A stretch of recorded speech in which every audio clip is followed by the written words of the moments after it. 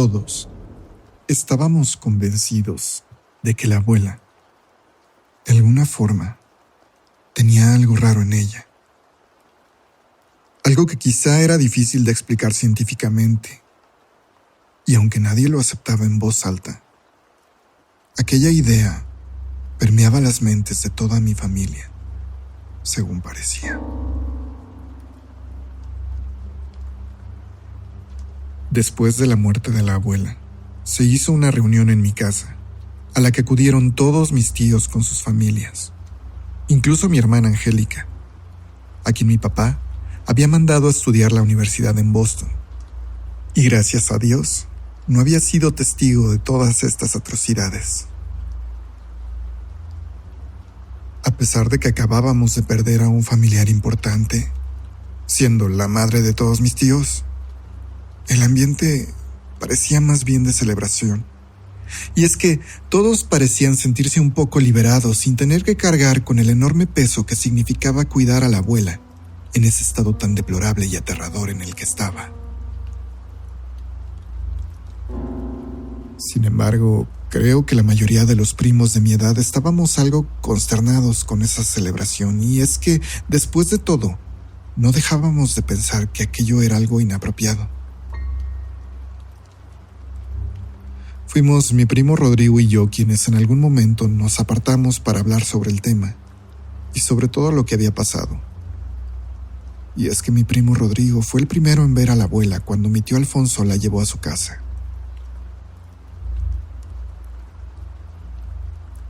¿Sabes? La abuela tenía algo. Vas a creer que estoy loco, primo, pero no estoy seguro de que fuera alguna enfermedad,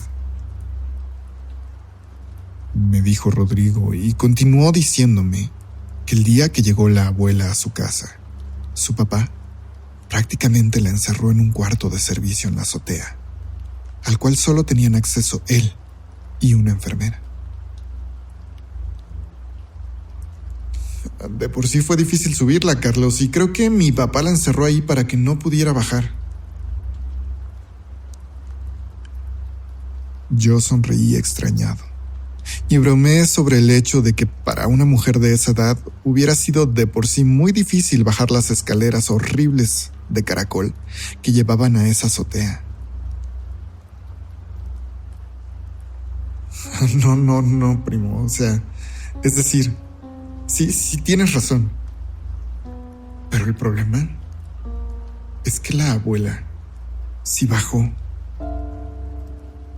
De hecho, sí bajaba. No sé cómo, no me lo preguntes, pero lo hacía. Rodrigo me contó entonces que una noche mi tío había salido. Él había estado intentando que sus negocios mejoraran, por lo que mi padre lo había presentado con algunos señores del gobierno que usualmente preferían hablar de negocios en la cena, así que no estaba en casa. Mi tía dormía y él se había quedado hasta tarde cuadrando algunos documentos de su trabajo en la computadora. Cerca de las 2 de la mañana, y una vez que había apagado su laptop, decidió bajar a la cocina por un vaso de leche y quizá unas galletas.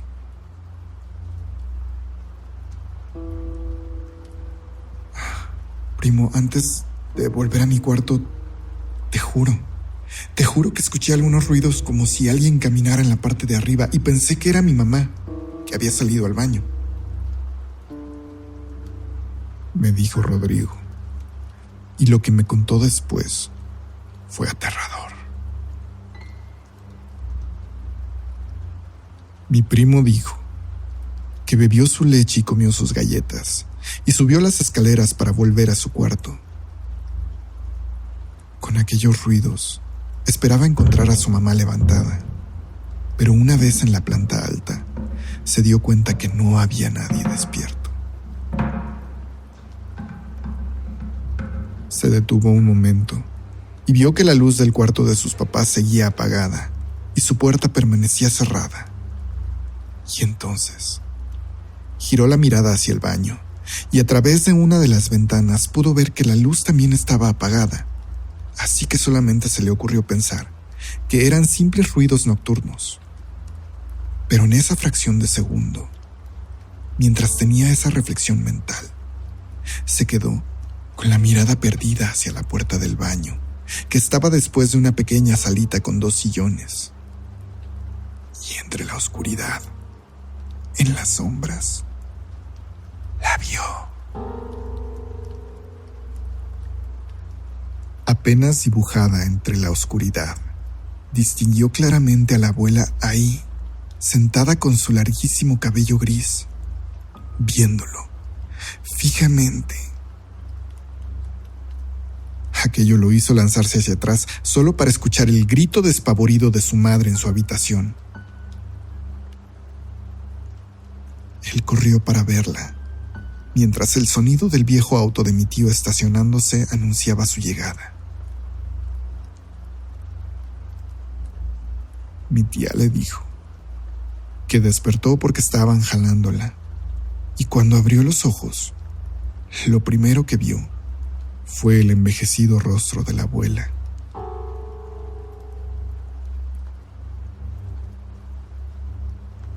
Esa noche fue la primera vez que mi tía tuvo que ir al hospital por una crisis de nervios. Pero mi primo no pudo seguir contándome los pormenores, porque un repentino alboroto llamó nuestra atención y salimos al patio, solo para encontrarnos a su madre en el piso, en posición casi de animal, gritando y con una hemorragia de las 2 fosas nasales. Mi tío Alfonso y mi tío Lucas la levantaron y la llevaron al hospital rápidamente, pero aunque la sometieron a muchísimos estudios, pagados por mi papá, según los doctores, no podían explicar aquel sangrado, que desde ese día se volvió recurrente, ni tampoco el extraño comportamiento de mi tía, que empezó a manifestar desde ese día y hasta 2 semanas después, cuando repentinamente, y sin explicación alguna,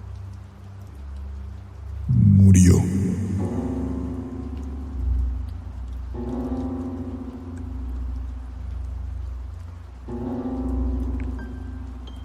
La muerte de mi tía devastó a mi primo y a mi madre también, porque entre todas las concuñas, ellas eran las más unidas. El funeral de mi tía fue extraño también. Mi tío, tanto como mi padre con mi abuela, apresuró como pudo los trámites funerarios y la cremación del cuerpo. De hecho, el funeral se realizó no con el cadáver, sino ya con las cenizas de mi tía. Pero la vida a veces trabaja en formas extrañas, y mi papá le avisó a sus contactos del trabajo sobre la pérdida de mi tío. Y no lo sé, tal vez por lástima, finalmente le dieron los proyectos que le habían prometido. Así que, aunque con gran dolor, la vida de mi tío y mi primo mejoró notablemente, casi acomodándose en el mismo estrato social que teníamos nosotros. Parecía que el destino quería compensarles ese gran y repentino dolor que había caído sobre nosotros, sobre ellos.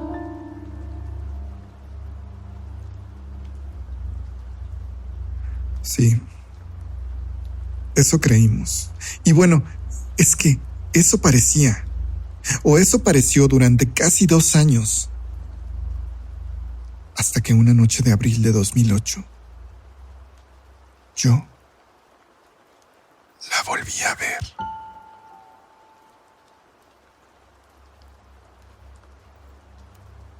Mi madre y yo nos habíamos acostumbrado a estar solos. Aquella bonanza económica que había llegado para mi tío con ayuda de mi papá los había vuelto muy prolíficos, pero también los había apartado mucho de sus hogares.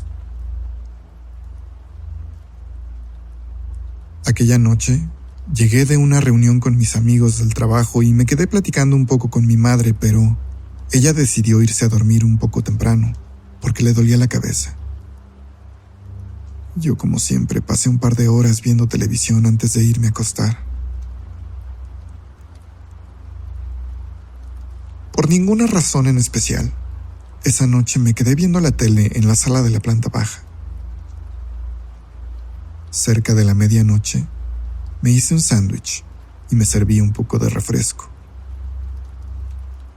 Y después de un rato, cuando finalmente me fui a acostar, tuve que pasar primero a la cocina para dejar mis trastes sucios.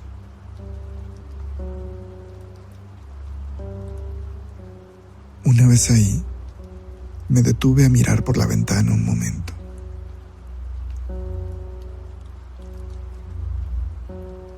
En esa noche fría, a través del cristal, pude ver al otro lado del patio, en la puerta de aquel lugar donde durmió la abuela, a una persona. En ese momento no tuve miedo. La verdad, creo que mi cerebro registró aquella imagen pensando que era algún intruso. Sin embargo, esforzándome por enfocar, la reconocí. Aquella figura apenas visible en la oscuridad era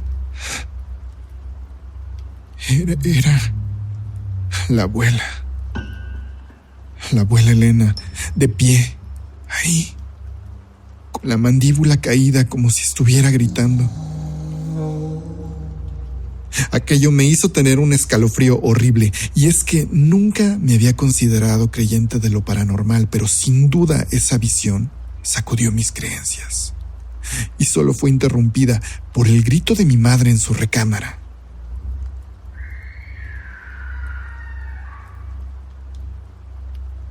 Aquella noche no pude dormir. Tenía mucha preocupación, y es que mi madre me dijo que también había despertado, porque sintió que alguien la sacudió. Y al abrir los ojos, ella juraba que la abuela estaba ahí, frente a ella, gimiendo en una forma horrible.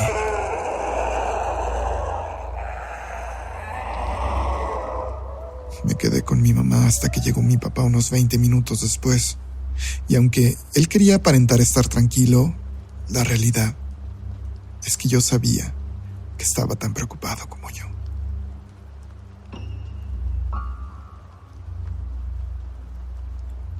Esa noche fue el inicio de un largo camino con un desenlace terrible. Y es que a partir de ese día mi mamá empezó a comportarse de manera extraña, por decirlo menos. A veces se quedaba con la mirada perdida en medio de una conversación, como si algo se hubiera desconectado dentro de ella. En otras ocasiones, sin razón específica, podía empezar a reír de manera macabra.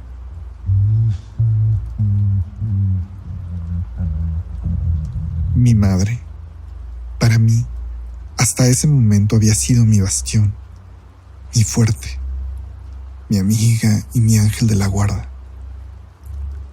Así que era muy fuerte pensar que en ese momento mi madre, antes que otra cosa, me daba miedo.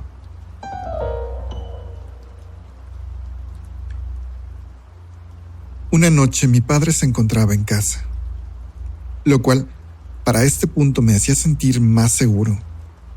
Así que me dormí pensando que todo estaría bien, pero durante la madrugada, unos golpes me despertaron.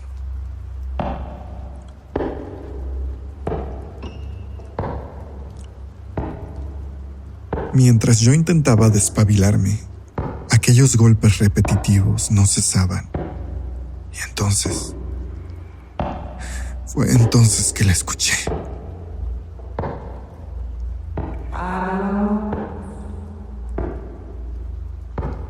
Brinqué de inmediato, porque aunque tenía más de 20 años de no escucharla, instantáneamente reconocí la voz de mi abuela, como cuando nos visitó aquel día de 1984.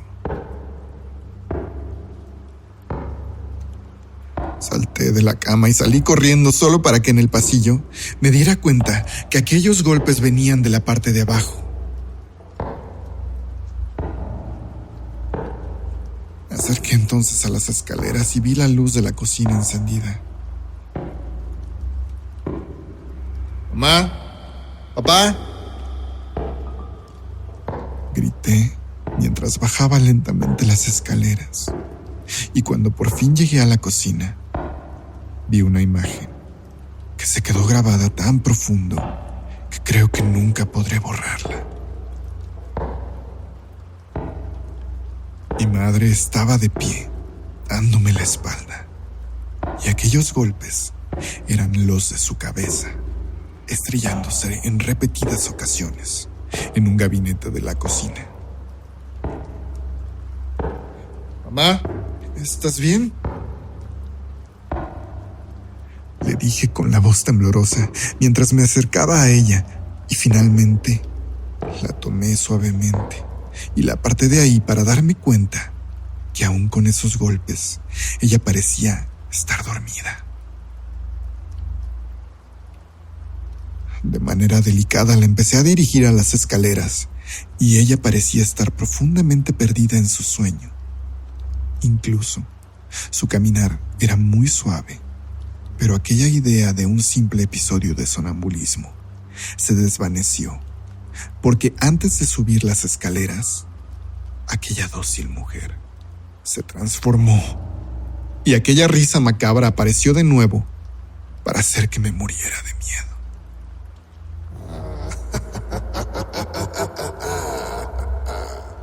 En aquel momento lo único que pude hacer fue gritarle a mi papá como desesperado, mientras mi madre estaba de pie aún, como si estuviera dormida, pero con una sonrisa horrible en el rostro, haciendo ese sonido que nunca podré olvidar.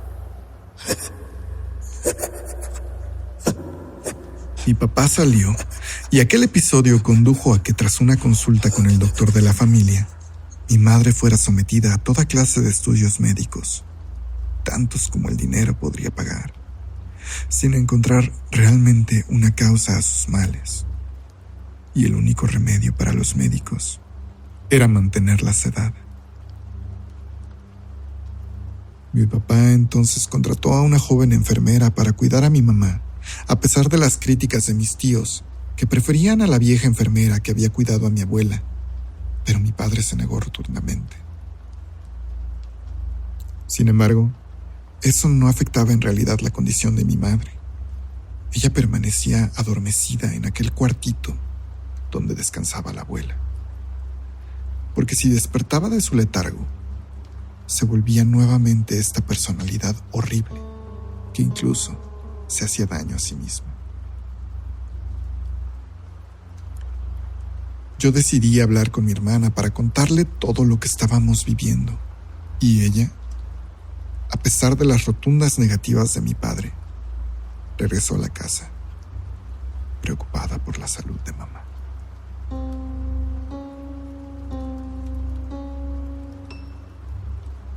Angélica llegó a casa un día que mi padre estaba de viaje, por fortuna. Después de platicar un rato conmigo, dijo que aprovecharía para pasar la noche con mi madre. Le pidió entonces a la enfermera que pasara la noche en el cuarto de servicio y ella cuidaría a mamá esas horas. La chica accedió.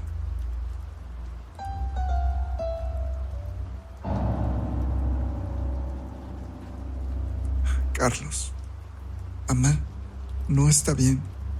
Algo no está bien. Algo en verdad extraño está ocurriendo. Esas fueron las palabras preocupadas que me dijo mi hermana cuando al despertar la mañana siguiente la encontré fumando y temblando en el jardín. Pasaron años para que yo supiera qué pasó esa noche, pero Angélica me pidió que entrara a hablar con mi mamá. Me dijo que era necesario y que no estaba tan sedada como de costumbre, así que podía oírme.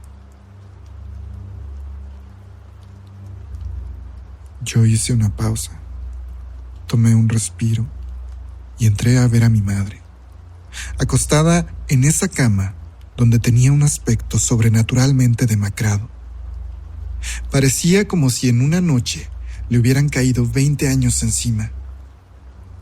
Y me veía, con esos ojos tan grandes y tristes, que puedo recordar hasta el día de hoy, cada que me acuesto a dormir.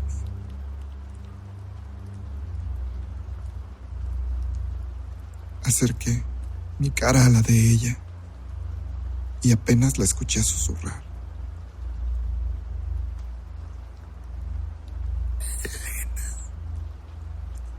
Es Elena. Solo pude entender esa frase antes de que esos susurros se convirtieran en los mismos ininteligibles balbuceos de la abuela. Le llamamos a la enfermera, quien sedó a mi madre, y fuimos a hablar con Rodrigo. A grandes rasgos, le conté a Rodrigo lo que había estado viviendo en casa y, sin entrar en más detalles, él nos narró experiencias muy similares con su madre durante las 2 semanas que estuvo convaleciente. Sabes, mi papá guarda en su oficina las llaves de la casa de la abuela en Veracruz. Creo que necesitamos ir a ver. Empezamos entonces a planear una visita a la casa de la abuela en los días siguientes para intentar resolver los misterios de aquella mujer. Incluso le llamamos a Manuel y Fabiola, nuestros otros primos de la misma edad, intentando encontrar más compañía para ir a aquel lugar cerca de Jalapa. Pero al parecer, por sus trabajos y ocupaciones, no les iba a ser posible acompañarnos.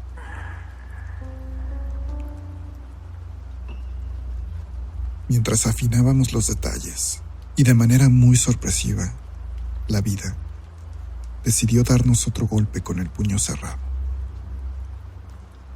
Sonó mi teléfono celular. Era la enfermera de mi madre.